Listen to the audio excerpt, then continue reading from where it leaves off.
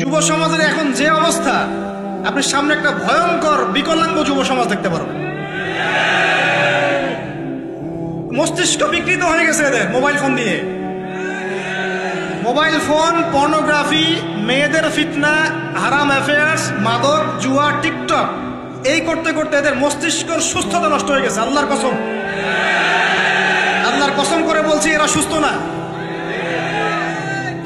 একটা চিত্র খুব কমন দেখতে পারবেন, 10টা-20টা ছেলে গোল হয়ে বসে আছে ফোন নিয়ে, সবার মনোযোগ নিচের দিকে। ওয়ার্ল্ডে কি হচ্ছে, আসমানে কি হচ্ছে, জমিনে কি হচ্ছে, কোথায় মুসলিমদের উপর বোম পড়লো, কোনো ফিকিরই নাই ওর।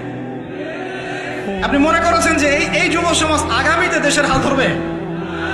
আমি হলফ করে বলতে পারি কোনোদিন দেশের উপকার করতে পারবে। আপনি নষ্ট করে ফেলছেন যুব সমাজকে, নষ্ট করে ফেলছেন। এদেরকে সুস্থতার দিকে নিয়ে আসতে হলে ইসলামী শিক্ষার কোনো বিকল্প নাই, নামাজের কোনো বিকল্প নাই। এদেরকে সামাজিক কাজে লাগিয়ে দিতে হবে, সোশ্যাল কাজে, সামাজিক উন্নয়নমূলক কাজে, এই যে মানবতার সেবামূলক কাজে, প্র্যাকটিক্যাল কিছু কাজে। কিছু বানাও, কিছু করো, সায়েন্স নিয়ে ঘাটাঘাটি করো, কিছু প্রযুক্তি উদ্ভাবন করো, তোমরা কিছু করো। দেখেন, আমরা যত কিছু ব্যবহার করি সবকিছু কিন্তু ইহুদি খ্রিস্টানদের। এই যে আমি যে মাইকে কথা বলছি, এই মাইকে ইসলামের বড় বড় কথা বলছি, এই মাইকটাও দেখা যাবে যে মুসলমান তৈরি করে নাই।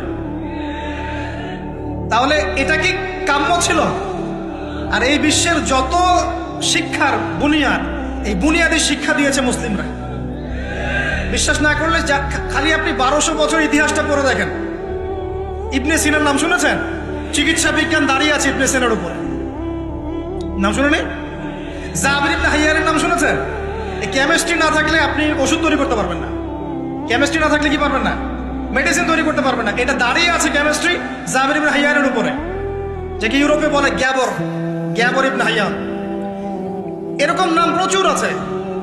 আপনি এই যে ম্যাথামেটিক্সের কথা বলেন, জ্যোতির্বিদ্যার কথা বলেন, তারপরে প্রাণীবিদ্যার কথা বলেন, এই রক্ত সংবহন যন্ত্রের কথা বলেন, এক একটা সাবজেক্ট ধরে ধরে দেখেন, সবগুলোর গোড়ার মধ্যে আমাদের মুসলিম মনীষীদের অবদান আছে।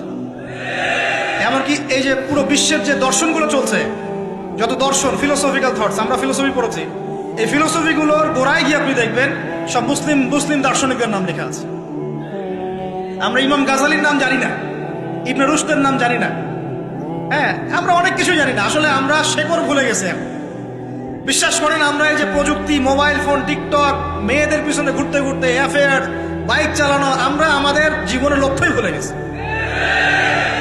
আল্লাহ পাক আমাদের যুব সমাজকে তাদের জীবনের লক্ষ্য বোঝার তৌফিক দান করুন।